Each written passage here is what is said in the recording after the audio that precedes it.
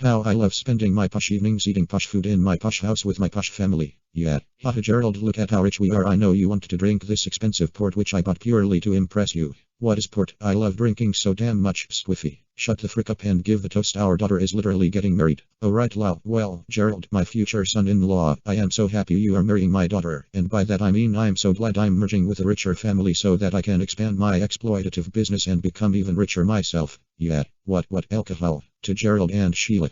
My sister has an awful temper, but I'm sure you'll deal, lol. Chump. I cannot drink to this. Then drink to me, my darling.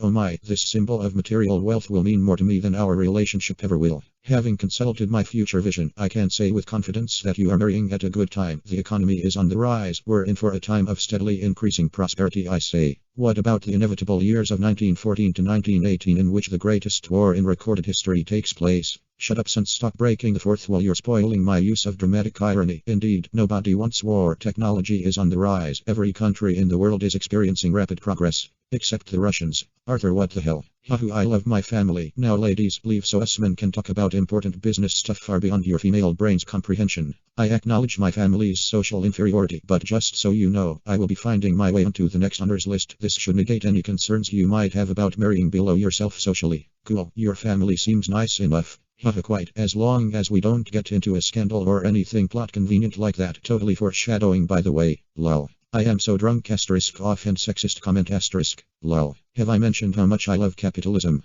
An inspector's called roll credits Good evening, gentlemen. I am Inspector Ghoul. The layered meaning of my name may or may not become important later. Earlier today, a young woman poured bleach down her throat and died. Suicide. Of course, over the course of 3 acts, I will reveal how the actions of your entire family contributed to the downward spiral of this woman's life. By the end, you shall gather that this entire narrative is a metaphor for how rampant capitalism and a lack of social responsibility leads to the fruitless suffering of the working class. Also, everything that happens from now on could very well be imagined, manifested by upper class guilt, but that, thankfully, is left for the audience to decide. Do you comply? The foreshadowing you mentioned, it's here. But I'm rich. I don't care. Look at this photograph. Show me. Wait your turn. You off. Her name was Ava Smith. I remember her. She was an employee of mine 2 years ago, if I recall. But look here. How can this be any business of mine? Hundreds of young women filter through my factory every year. You fired her. Yeah. Why? She was a cheeky mare, wanted me to raise everybody's wages from 22 and 6 to 25 shillings a week. Can't have mouthy women like that running amok in my factory. As you should. Pop off, king. You are a terrible employer.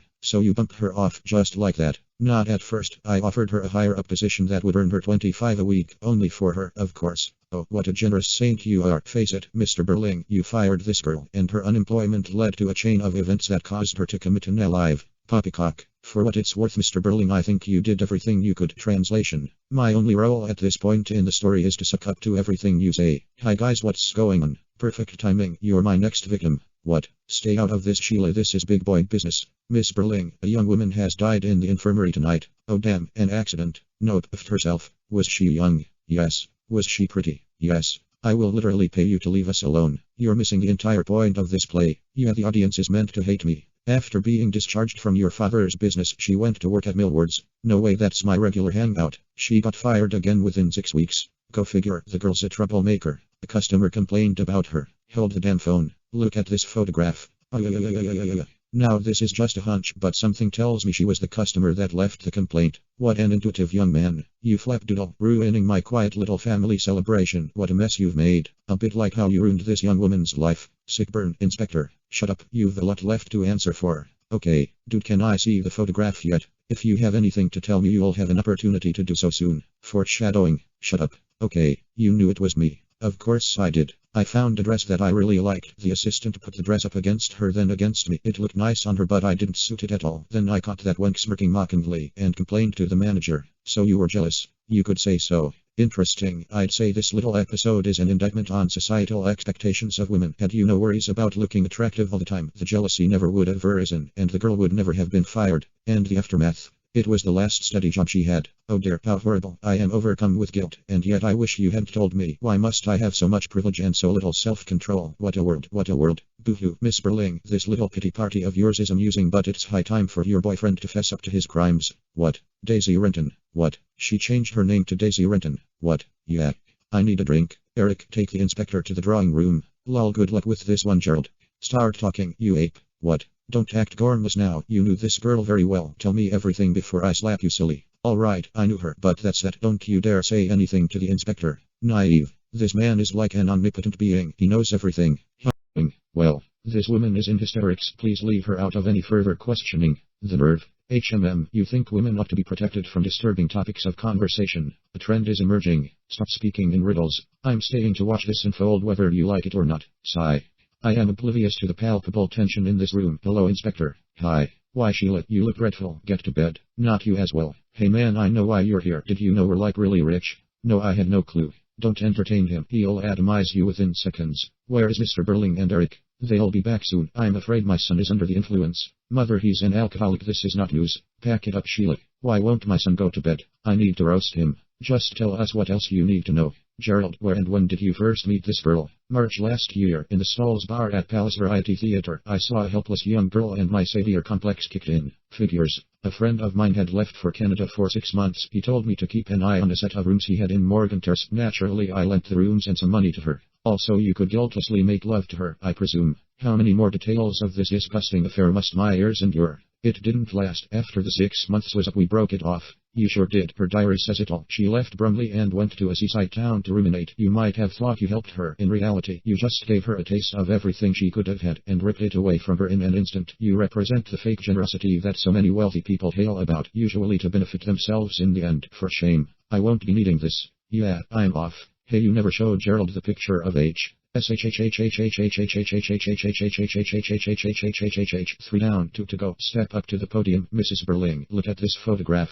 Who the bloody hell is that? She literally appealed to your charity organization. Oh yeah, lol, she told me her name was Mrs. Burling. What? Why did she appeal, Mrs. Burling? None of your business, love. She was pregnant. Okay, why do you keep asking this stuff if you just know the answers anyway? Oh no, how awful. Gerald wasn't the father though. Oh, all good. What did she tell you, Mrs. Burling? She said that she knew the father and he was a drunkard. She was taking money from him, but she got the idea that it wasn't actually his money, so she stopped taking it. Somehow I see where this is going. Cool, so let's cut to the chase. Whose fault is it in the end that Ava Smith / Daisy Renton / Mrs. Burling is dead? Who needs to be brought to justice? Who is the villain of this story? The father of the child. Lol. You utter dimwits, it's Eric. Hi. Guys, you know, you're an alcoholic. You told her. You little snitch. Cry about it. Well, let's get talking. Eric, can I have a drink first? No, yes. Met her last November at some bar. One thing led to another and you knocked her up. Lay it on thick, why don't ya? Eric, I am so disappointed. Got him too drunk for this. And what was your next genius move? I gave her money. Money? Where from? Haha, well, you see, you stole it from my office. Lol. And as we gleaned from Mrs. Burling, she found out the money was stolen pretty quickly, and from there you stopped seeing her. She went to your mother's charity, got refused, and decided she'd had enough of this life. I blame you, mother. She came to you for help and you refused. You're the reason she's dead. What a wild accusation. I did everything by the book. That's right, and you were the one who thoughtlessly got the girl pregnant, Eric. But father, you. Everybody shut up and listen good. It's time for my big monumental speech that sums up the moral of this story. You are all to blame. You fired her. You got her fired. You got her pregnant. And you didn't give her help when she needed it the most. You're all part of a system. And whilst the system appals me, what appals me the most is your individual choices. Your individual choices that led to the death of an innocent young girl. Let this be a lesson. Good night. I still blame you, Eric. You're going to pay back every pound you lost to that girl. All you care about is money, Dad. Were this to become a public scandal, you'd be ruined. But even then you wouldn't feel guilty about Ava's death. You'd be more saddened by the fact that you'd never earn your knighthood. Absolute rubbish. Come to think of it, that inspector was really weird, and father did say he'd never heard of an Inspector Ghoul. True. Guys, that inspector wasn't a real police officer. What? The police sergeant says he's never heard of him. We've been had. Holy moly, wozers, I'm still so freaking drunk. I am going to ring the chief constable to confirm this. Gerald's right, nobody on their police force is known as Inspector Ghoul. Well, this changes everything. And I suppose we're all nice people now. Shut up, child. Sheila's right, real inspector or not, it's all the same. We were all involved in this girl who took her own life. But were we? What are you implying? You may have all seen that photograph at different times, but how do we know it was the same one? What's more, I never saw the photograph, and although he said she changed her name to Daisy Renton, who's to say they aren't two different girls? Man's got a point. I find this all to be a bit of a stretch. Even if it was actually 4 or 5 girls we encountered, a girl is still dead in the end. Proof. I am going to ring the infirmary and find out for myself. They haven't had a suicide for months, so it's all one big fabrication. Yep. Oh, what a relief. Gerald, my boy, I can't express my gratitude. You've cleared our consciences, but most of all you've saved my massive ego. Anytime, big man. You scare me with this triumphant talk. I'm going to bed. I have to say I am still in agreement with Sheila. Eric, it's all over. Have a drink with us. My goodness, this younger generation, they think they know everything. Lol, generational differences, that's another theme in this play. What? Yes, hello, what here? A girl has just died on the way to the infirmary, and a police inspector is on his way here to ask some questions. I love irony so much.